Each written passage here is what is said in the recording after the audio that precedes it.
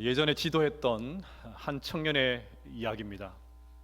평소에 신실하게 살려고 몸부림치던 한 청년이 제게 찾아왔습니다. 목사님, 학교를 휴학하고 기술을 배우기 위해서 취직을 했습니다. 취직을 하면 한 달에 2번 정도만 주일을 지킬 수 있을 것 같습니다. 어떻게 할까요? 의견을 묻는 것이지만 뭘 어떻게 하겠습니까? 이미 다 결정해놓고 통보식으로 말하는 것인데요. 평소 청년답지 않은 결정 때문에 실망은 했지만 기도하겠노라고 그렇게 격려하면서 헤어졌습니다. 사실 이 청년이 전공하는 것은 자동차 정비입니다. 그래서 학업만큼 중요한 것이 현장에서 기술을 익히는 것입니다. 더욱이 학교를 제때 졸업한다고 해서 직장이 보장된 것도 아닙니다.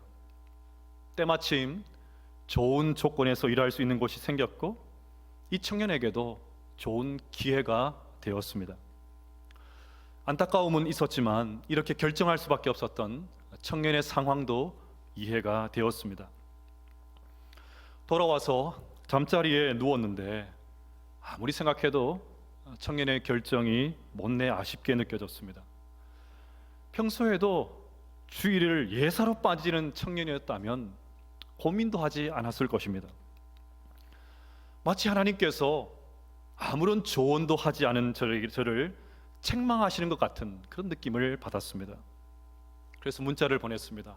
아무개 형제, 그 결정은 평소 형제답지 않은 결정입니다. 다시 한번 생각해 보세요. 주일에 다시 그 청년을 만났습니다. 환한 얼굴에 미소를 머금고 대뜸 이렇게 말했습니다. 안 가기로 했습니다. 사장님과 소개해준 선배에게 찾아가서 안 가겠다고 말했습니다. 말 꺼내기가 힘들었는데 잘 이해해 주셨습니다. 이 청년은 당장 눈앞에 보이는 자신의 유익이 아니라 하나님의 길을 선택했습니다. 지금 이 청년은 어떻게 살고 있을까요? 화려하지는 않지만 아들과 딸도 낳고 최근에는 장립집사로 아주 신실하게 교회를 섬기고 있습니다. 신앙생활을 하다 보면 이렇게 믿음의 갈등을 경험할 때가 종종 있습니다. 믿음대로 살 것이냐, 말씀대로 살 것이냐, 아니면 적당히 타협하며 살 것이냐, 이런 질문을 수도 없이 던집니다. 그런데 요즘은 이런 갈등이 상대적으로 많이 줄어든 것 같습니다. 근래에는 주일 예배도 예사로 빠지지 않습니까? 코로나로 인해서 활동에 많은 제약들이 있지만 코로나가 있기 전 우리들의 주일 풍경을 떠올려 보십시오. 자녀들은 공부한다고 빠지고, 젊은이들은 논다고 빠지고, 어른들은 여행 간다고 빠집니다. 제가 담당했던 한 집사님은 한 달에 2번 정도 고정적으로 교회를 결석했습니다. 그래서 신방 전화를 드리면 자신은 예배를 빠지지 않았다고 항변을 합니다. 그러면서 초원교회에서 예배드렸다고 합니다. 초원교회. 여러분, 초원교회가 어딜까요? 골프장입니다.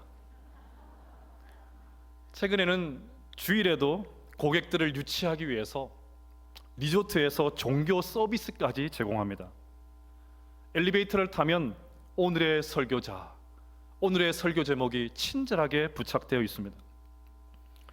주일 예배를 안 드리면 뭔가 찜찜한 고객들이 편하게 예배를 보고 마음껏 여가를 즐길 수 있도록 하는 것이죠.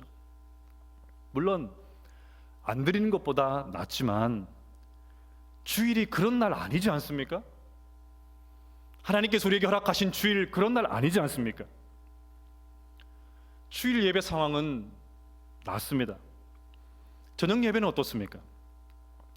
예전에는 주일 낮 예배의 50% 이상이 저녁 예배에 참석했고, 또 저녁 예배의 50%가 수요 예배 인원이었습니다. 그런데 이제는 그런 수치를 제시하기조차 민망합니다. 우리와 같은 지방에 있는 교회들은 그나마 아직 명맥을 이어가고 있습니다. 언양교회도 비교적 괜찮다는 이야기를 들었습니다. 물론 모든 것을 수치로 평가하는 것은 한계가 있습니다. 현대인들의 다양한 삶의 방식도 고려해야 합니다. 무조건 교회에 붙잡고 있는 것도 능사는 아니지요. 삶의 현장에서 신실하게 제자의 삶을 살 수 있도록 배려하고 도전해야 합니다. 하지만 아무리 그래도 우리의 신앙의 모습이 예전과는 많이 달라졌다는 것을 부인할 수 없습니다. 불과 20년 전만 해도 교회 상황이 이러지는 않았습니다. 주일에 시험이 있으면 차라리 안 쳤으면 안 쳤지 예배에 빠지지 않는 분들이 훨씬 더 많았습니다. 제가 아는 목사님의 자녀가 그렇게 공부를 잘합니다. 그래서 주일에 있는 이런저런 대회에 출전하라는 그런 소개를 많이 받았습니다. 그런데 목사님은 목에 칼이 들어와도 주일에는 안 보냅니다. 너무 그렇게 하시니까 옆에서 제가 지켜보던 제가 정말 민망할 정도입니다. 그런데 지금 와서 생각해 보니까 참 잘하신 결정이다, 그런 생각이 듭니다. 요즘은 별로 그런 것 없지 않습니까? 큰 갈등이나 고민 없이 결정해 버리잖아요. 예배는 뭐 오늘 아니고도 늘 드릴 수 있는 것이고, 시험은 1년에 한두 차례밖에 없는 것이니까 당연히 시험 치러 가야지, 그러지 않습니까? 그래서 오늘 말씀에 등장하는 버가모 교회는 요즘 세상에 뭘 이런 것 가지고 문제를 삼느냐는 생각을 하고 있습니다. 그냥 좋게 생각하고 사랑으로 다 감싸면 되지, 교회가 뭘 그렇게 인색하게 피곤하게 까다롭게 따지냐고 그럽니다. 교회가 자꾸 그러면 현대인들이 싫어하니까 부담 주는 말은 하지 말자고 합니다. 적당히 모른 척 해줘야, 알고도 모른 척 해줘야 교인들이 붙어있지, 그래야 교회가 성장하지, 그럽니다. 그런데 우리는 별거 아닌 것처럼 생각하지만 하나님의 입장에서 이것은 매우 중요합니다. 우리는 그것을 버가모 교회를 향한 예수님의 자기소개를 통해서 알 수가 있습니다. 12절을 보면 예수님께서 자신을 이렇게 소개합니다. 버가모 교회의 사자에게 편지하라. 좌우에 날선 검을 가지신 이가 이르시되. 예수님은 버가모 교회를 향해 자신을 쌍날검을 가진 그런 분으로 소개하고 있습니다. 이처럼 주님은 진리를 적당히 타협하는 교회를 향해서 강하게 응수하십니다. 앞서 살펴본 에베소나 서머나 교회와 달리 버가모 교회를 향한 주님의 모습은 결연하기까지 합니다.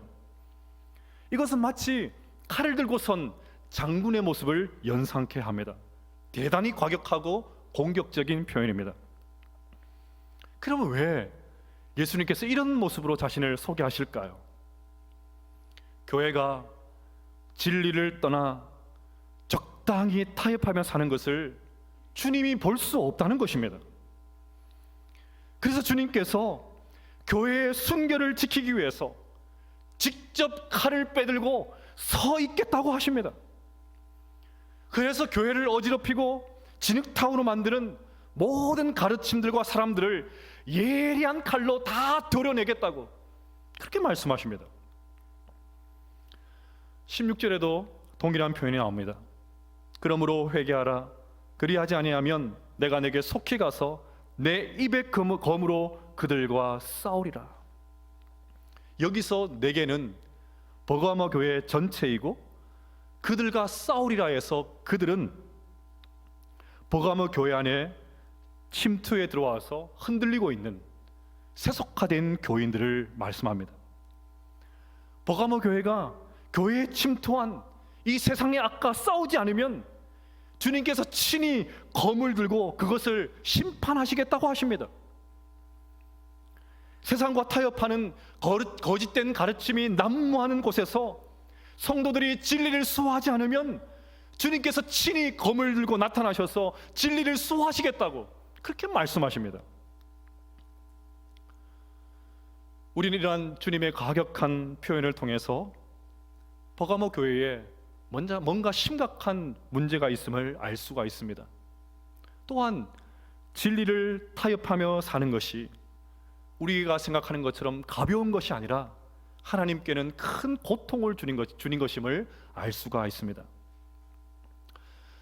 자, 여기까지 들으시면 버가모 교회가 온통 문제투성이이고 하나님에게 근심만 주는 교회, 그런 교회로 생각할지도 모르겠습니다.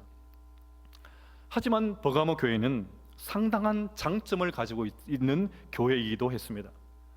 13절을 보시면 내가 내 어디에 사는지를 내가 아노니 거기는 사탄의 권자가 있는 데라. 내가 내 이름을 굳게 잡아서 내 충성된 증인 안디바가 너희 가운데 곧 사탄이 사는 곳에서 죽임을 당할 때에도 나를 믿는 믿음을 저버리지 아니하였도다. 저는 주님의 이런 패턴이 너무 좋습니다. 우리는 상대방이 많은 장점을 가지고 있음에도 불구하고 곧 죽어도 장점 칭찬하는 데는 매우 인색합니다. 반대로 단점은 눈에 잘 들어오고 단점 지적질은 너무 잘합니다. 최근에 자녀들과 또 가족들과 집에서 보내는 시간이 많아지면서 많은 가정들이 아우성을 치고 있습니다. 평소에 대화가 없었던 가족들은 정말 직격탄을 맞고 있습니다. 자식간인데도 뭐가 이렇게 서먹합니까? 피상적인 그런 몇 마디 던지고 나면 할 말도 없습니다. 눈에 거슬리는 모습만 자꾸 보입니다. 그러다 보니까 다짜고짜 넌 이게 문제야, 이렇게 해, 막 쏘아붙입니다. 이렇게 나오니까 자식들도 자식들대로 반감을 가지고 튕겨 나가버립니다. 그런데 일곱 교회에 보낸 예수님의 편지를 보면 한 가지 공통된 패턴이 있습니다. 주님은 장점을 먼저 들어서 칭찬부터 하십니다. 무슨 일이 있어도 잘한 점을 먼저 말씀하십니다. 그 다음에 부족한 거 말씀하시고 회개하라고 촉구하십니다. 우리도 이 하나님의 이 지혜를 배웠으면 좋겠습니다. 그래서 오늘 예수님은 버가모 교회의 성도인 안디바를 칭찬하시는 것으로 시작하십니다.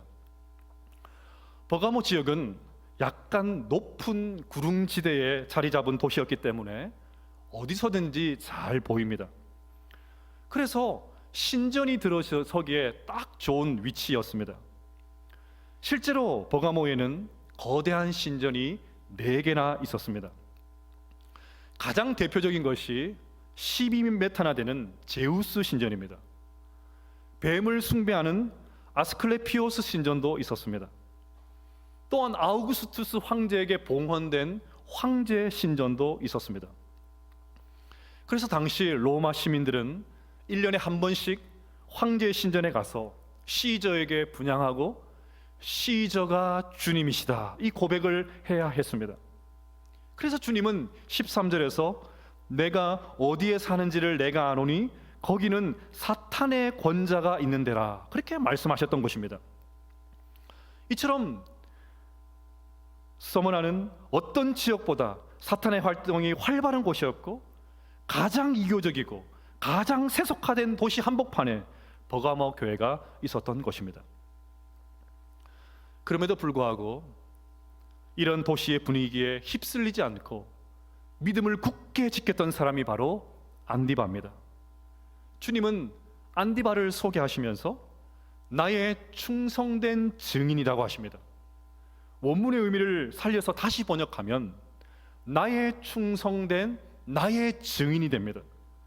주님은 나의라는 말을 2번이나 사용하시면서 안디바를 향한 강한 애정을 그렇게 표현하셨습니다. 상상력을 발휘해서 그 당시로 한번 돌아가 보면 아마 로마 군 관원들이 안디바를 끌고 가서 황제의 상 앞에 절할 것을 강요했을 것입니다. 온갖 방법과 모든 고문의 그 수단과 방법을 다 가리지 않고 동원해서 시저가 주님이시다, 그 말 한번 들어보려고 입을 벌려라, 시저가 주님이시다. 이렇게도 안 할 거야. 시저가 주님이시다. 그 고백하게 만들었을 것입니다. 하지만 안디바는 담대하게 모두가 시저가 주님이시다고 고백하는 그 세상 속에서 아니, 예수님이 주님이시다, 이 고백하면서 순교했습니다. 주기철 목사님 생각하면 이해가 쉽습니다. 당시의 로마 정부의 관원들은 이렇게 안디바가 순교하면 교회가 아무런 힘도 쓰지 못하고 그대로 무너질 줄 알았습니다. 예수님이 주님이시다 이 고백하면 목숨을 내놓아야 하는데 어느 누가 신앙을 지키려고 하겠습니까? 그러나 버가모 교회 성도들은 달랐습니다. 순교자의 피를 보면서도 오히려 더 굳건히 예수님을 붙잡았습니다. 왜냐하면 지금까지 머리로 믿던 신앙이 안디바의 순교를 보면서 가슴까지 내려왔기 때문입니다. 그래서 다른 교인들도 불굴의 용기가 생겼습니다. 나도 이런 악한 세력에 굴복하지 않고 싸워야 되겠다는 결의를 불태우기 시작했습니다. 순교가 교회를 더 든든하게 만들었던 것입니다. 이처럼 버가모 교회의 성도들은 죽음을 각오하고 예수님을 믿었습니다. 결코 믿음을 저버리지 않았습니다. 그래서 주님은 버가모 교회를 향해 나를 믿는 믿음을 저버리지 않았다, 너희들 나를 믿는 믿음을 저버리지 않았다, 그렇게 기뻐하시면서 칭찬하셨던 것입니다. 이처럼 버가모 교회는 외적인 박해는 잘 견뎠습니다. 그러나 안으로 파고 들어오는 사탄의 유혹은 이겨내지 못했습니다. 그래서 주님께서 오늘 그것을 본격적으로 문제 삼아서 책망하고 계십니다. 첫 번째 책망은 발람의 교훈입니다. 14절을 보시면 그러나 내게 두어 가지 책망할 것이 있나니 거기 내게 발람의 교훈을 지키는 자들이 있도다. 발람이 발락을 가르쳐 이스라엘 자손 앞에 걸림돌을 놓아 우상의 제물을 먹게 하였고 또 행음하게 하였느니라. 발람의 교훈이 무엇입니까? 유다서 11절을 보시면 잘 알 수 있습니다. 우리 같이 한번 읽어볼까요? 시작. 화 있을진저 이 사람들이여 가인의 길에 행하였으며 삭슬 위하여 발람의 어그러진 길로 몰려갔으며 고라의 패역을 따라 멸망을 받았도다. 발람은 성경에서 항상 불의한 싹과 연결되는데 물질 때문에 무너진 인생을 대표합니다. 발람은 모압 왕 발락에게 뇌물을 받고 이스라엘 백성들을 저주하려고 했습니다. 그러나 하나님께서 개입하시니까 저주의 말이 아닌 축복의 말이 나왔습니다. 이미 뇌물은 받았죠. 어쩔 수 없으니까 모압 왕에게 가서 이스라엘 백성들을 무너뜨릴 한 가지 방법을 알려주었습니다. 지금 이스라엘 백성들이 40년 동안 광야 생활을 하고 있었기 때문에 성적으로 굶주려 있다는 것에 힌트를 얻었습니다. 그래서 이스라엘 백성들이 지나가는 곳에 모압 여자들이 우상 제물을 펼쳐놓고 거의 벗은 몸으로 춤을 추면서 이스라엘 백성들을 유혹하게 만들었습니다. 예상이 적중했습니다. 많은 이스라엘 백성들이 욕망을 이기지 못하고 우상 제물을 먹고 모압 여인들과 음행을 저질렀습니다. 그 바람에 하루아침에 24,000명이나 되는 이스라엘 백성들이 하나님의 진노로 죽었습니다. 이처럼 버가마 교회에 거짓 선생들이 들어와서 교인들을 깨어서 음행하게 만들고 우상 숭배의 제물을 먹게 했습니다. 아마도 이들은 이렇게 주장했겠죠. 그리스도인들은 이미 구원받았지 않냐? 이미 구원받았으니까 한 번 받은 구원은 절대로 빼앗길 수 없어. 음란을 저질러도 되고 우상 숭배해도 괜찮아. 그렇게 미혹했을 것입니다. 결국 버가모 교회의 성도들 중에 일부가 우상 숭배와 음행에 빠지고 말았습니다. 이것은 이미 살펴본 에베소 교회를 위협했던 니골라당의 가르침과 유사합니다. 그래서 예수님은 두 번째로 니골라당의 교훈을 지적하십니다. 15절을 보시면 이와 같이 내게도 니골라당의 교훈을 지키는 자들이 있도다. 니골라당은 초대 교회에 강력하게 영향을 미쳤던 영지주의 이단 가운데 하나입니다. 영지주의는 눈에 보이지 않는 영적인 세계, 하늘의 세계는 중요하지만 눈에 보이는 육체, 육신은 중요하지 않다고 주장했습니다. 그래서 그리스도인들은 이미 구원받아서 영적인 성공을 이루었으니까 육신은 아무렇지게나 살아도 된다는 아주 사악한 논리를 펼쳤습니다. 결국 그 니골라당의 교훈이 버가모 교회를 무너뜨리게 만들었습니다. 그래서 그들은 교회를 다니면서도 버젓이 이방 신들에게 제사하는 일에 참여했습니다. 거기서 벌어지는 음란한 매춘 행위에도 가담했습니다. 교회를 다니면 늘 눈치 보면서 끓어오르는 욕망을 누르면서 살아야 하는데 니골라당은 아니라고, 괜찮다고, 이미 구원받아서 천국 가는데 뭘 걱정하냐고, 나중에 회개만 하면 된다고 실컷 욕망대로 살다가 마지막에 가서 회개만 하면 된다고 가르쳤습니다. 그러니까 솔깃한 것입니다. 그들의 롤 모델은 십자가에서 구원받은 한편 강도입니다. 여러분, 십자가에서 처형을 받았으니까 극악범이지 않습니까? 그런 사람이 죽기 전에 예수님께 나를 불쌍히 여겨주십시오, 그 말 하니까 예수님께서 오늘 네가 나와 함께 낙원에 있게 될 것이라 그렇게 하지 않았느냐? 마지막에 가서 회개만 하면 된다, 아무렇게나 살아도 상관없다, 끊임없이 유혹했습니다. 오늘 우리 식으로 생각하면 이런 것입니다. 교회 다니면서 술집도 들락거리고 점도 치고 사주도 봅니다. 세상 사람들이 다 그러는데 혼전술결 같은 고리타분한 얘기는 하지 말자고 합니다.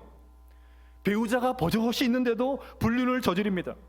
동성애도 하나의 성적인 취향일 뿐이니까 문제 삼지 말자고 합니다. 불법으로 사업도 하고 탈세도 합니다. 제발 고지식하게 예수 믿지 말고 좀 세련되게 쿨하게 믿자고 합니다. 어차피 교회가 하늘에 속한 것이 아니고 이 땅에 속했으니까 불필요한 갈등 만들지 말고 세상과 적당히 타협하면서 좋게 살자 그러고 있습니다.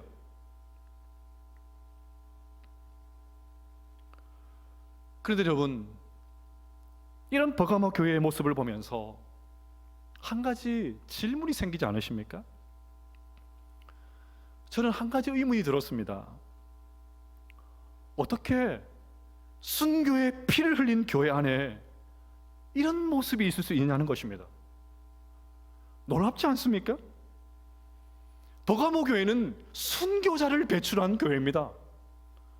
다른 여타 교회와 수준이 다릅니다. 순교의 그 제물을 보면서도 끝까지 믿음을 지켰던 사람들입니다. 순교 당하는 것 보면서도 도망가지 않고 생명 걸고 믿음을 지켰던 자들이 버가모 교회의 성도들이었습니다. 황제 숭배라는 외부적인 핍박 속에서도 죽음을 무릅쓰고 끝까지 이겨낸 승리하는 교회였습니다. 그런 버가모 교회가 세상의 유혹 앞에 속절없이 무너졌다는 것이 너무나도 놀라울 따름입니다. 그런데 가만히 생각해 보면 이해할 수 있습니다. 우리의 모습을 생각해 보면 얼마든지 이해할 수 있습니다. 우리는 신앙의 대의 명분 앞에서는 물불을 가리지 않고 아주 비장하게 대응합니다. 그러나 예배당을 나온 이후에는 곧잘 종종 쉽게 넘어집니다. 어떤 종교적인 형태를 가진 명분의 싸움에서는 잘 이깁니다. 여러분, 최근 매스컴의 일면을 장식한 부산의 한 교회를 보십시오. 예배를 건드리면 못 참습니다. 교회 폐쇄도 불사합니다. 만약에 우리 교회도 이런 처분을 받았다면 우리도 그런 식으로 대응하지 않겠습니까? 그런데 정작 삶의 작은 부분에서는 어이없이 넘어집니다. 거창하고 그럴싸해 보이고 사람들에게 보이고 뭔가 삐까뻔쩍한 이런 것은 장렬하게 전사할 수 있습니다. 그런데 삶의 작은 부분, 사소해 보이는 그런 부분, 남들이 잘 보지 않는 그런 부분, 쉽게 넘어가 타협하는 그런 모습들을 우리가 봅니다. 정치인들을 보십시오. 그렇게 개혁을 외치고 청렴을 강조하지만 정작 자신이 개혁의 대상이 되는 경우를 많이 보지 않습니까? 여야 할 것 없습니다. 구호가 거창한 사람들이 쉽게 빠질 수 있는 것이 삶의 작은 문제입니다. 교회도 마찬가지입니다. 늘 한국 교회가 어떻다, 한국 사회가 어떻다, 그렇게 하는 사람들이 교통 법규 제대로 지키지 않아서 늘 딱지떼입니다. 그렇게 사회를 향해, 다른 사람들을 향해 엄격한 잣대를 요구하며 소리치면서도 정작 자기 자신에게는 얼마나 관대한지 몰라요. 말이라도 하지 말지, 말만 들어보면 의인도 그런 의인이 없습니다. 온갖 고상한 척은 다 합니다. 그런데 말과 삶의 간극이 너무 큰 것을 자주 목격합니다. 자녀들과의 관계도 마찬가지입니다. 예전에 중고등부를 지도했을 때 한 집사님께서 식사를 하자면서 연락이 왔습니다. 만나서 이야기를 해보니까 중학생이 된 아들과 관계가 좋지 않습니다. 초등학교 때는 말로 훈육이 되는데 중학생 되니까 안 되는 거예요. 사실 이분은 굉장히 엄한 스타일이었습니다. 초등학교 때까지는 아빠의 힘에 눌려가지고 아이가 찍소리도 못합니다. 그런데 아들이 중학생이 되어서 드디어 이를 갈고는 아빠의 삶을 관찰하기 시작합니다. 그랬더니 교회와 가정에서 아빠의 모습이 다릅니다. 교회에서 선생님으로 교사로 섬길 때하고 집에서의 모습이 다릅니다. 예배 드릴 때의 모습과 세상에서 사는 방식이 너무 달라요. 급기야 눌러있던 아들이 아빠에게 회심의 반격을 던졌습니다. 아빠, 왜 그렇게 달라요? 아빠, 왜 그렇게 달라요? 교회에서와 집안에서의 모습이 왜 이렇게 달라요? 예배 드릴 때의 모습과 가정에서 모습이 왜 이렇게 달라요? 집사님이 할 말이 없습니다. 우리가 실생활에서 자주 겪는 문제 아닙니까? 작년에 청빙이 설교를 하면서 말씀드린 기억이 있습니다. 저는 저희 큰 아들이 목사가 되었으면 하는 바람을 지금도 가지고 있습니다. 그런데 아마 불가능할 것 같습니다. 초등학교 3학년 때까지는 주저없이 목사가 되겠다고 하더니 초등학교 4학년쯤 되니까 갈팡질팡하면서 다른 것도 슬슬 이야기하기 시작했습니다. 마침내 5학년 되니까 절대 안 하겠다고 합니다. 그래서 제가 오래전에 5학년 됐을 때 왜 안 하려고 하냐 물었어요. 그랬더니 설교하는 것이 너무 힘들 것 같아서 자기는 죽어도 못 한답니다. 다른 이유가 아니어서 한편으로는 안심이 되었어요. 그런데 만약에 목사가 되기 싫은 이유가 아빠 때문에요, 그렇게 말했다는 것이 아니고요, 만약에 아빠 때문에요, 아빠 때문에요, 이 두 가지 상반된 해석이 가능합니다. 긍정적인 해석은 아빠같이 목회를 잘할 자신이 없어서요, 아빠같이 설교를 잘할 자신이 없어서요. 아무도 아멘 안 하시는데요. 그러면 좋겠습니다. 그런데 또 하나의 해석이 가능하죠. 아빠처럼 목회하느니 차라리 다른 것 하는 게 좋겠어요? 이러면 곤란하지 않습니까? 교회에서의 모습과 집에서의 모습이 너무 달라서요. 설교할 때의 말과 일상의 삶이 너무 달라서요. 강대상에서의 모습과 내려와서의 모습이 너무 차이가 나서요. 그러면 곤란하지 않습니까? 가끔 성도님들이 제게 사역을 하면서 가장 큰 어려움이 무엇인지, 뭐가 가장 스트레스가 있는지 물어보실 때가 있습니다. 그분들이 기대하는 답이 무엇인지 알고 있습니다. 속 썩이는 교인은 없는지, 이렇게 많고 다양한 사람들 상대하려니 힘들진 않은지, 뭐 이런 류의 대답이죠. 그런데 저는 그런 질문을 받을 때마다 늘 이렇게 대답합니다. 어떻게 목사다움을 유지할 수 있을까요? 어떻게 평생 은퇴할 때까지, 아니 주님이 나를 부르실 그날까지 평생 목사다움을 유지할 수 있을까요? 제 목회의 가장 큰 스트레스는 바로 접니다. 저 때문에 저는 제일 힘들어요. 늘 이렇게 대답합니다. 목사라고 늘 성령 충만합니까? 적당히 타협하고 살고 싶은 유혹이 왜 없습니까? 가정에서도 두 얼굴의 사나이가 될 때가 있습니다. 그게 힘든 것입니다. 여러분, 현재 여러분의 삶 속에 조금씩 타협하고 있는 부분은 무엇인지 곰곰이 생각해 보십시오.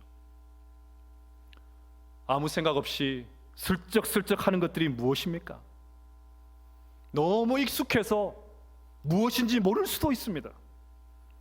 그래서 오늘 주님께서 황제의 숭배를 거부하고 생명 걸고 믿음을 지켰지만 생활의 작은 것에 넘어지고 있는, 거창하고 큰 것은 너무나도 잘하고 있지만 소소한 삶의 작은 부분에 넘어지고 있는 버가모 교회 성도를 향해서 그것까지도 요구하시는 것입니다. 눈에 보이는 거창한 사람들이 알아주는 그런 것 말고 아무도 보지 않는 그 상황 속에서 사소해 보이는 그것조차, 아무도 주목하지 않는 그것조차도, 그것까지도 하나님께서 보시고 요구하고 계시는 것입니다. 그래서 이런 우리들에게 오늘 예수님께서 말씀하십니다. 16절을 보면 그러므로 회개하라, 돌아서라고 말씀하십니다.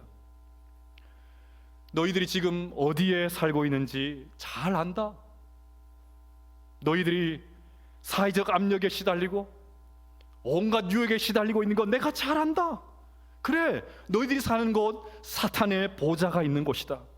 사탄의 활동이 어느 곳보다 왕성한 곳이다. 내가 그것 다 알고 있다.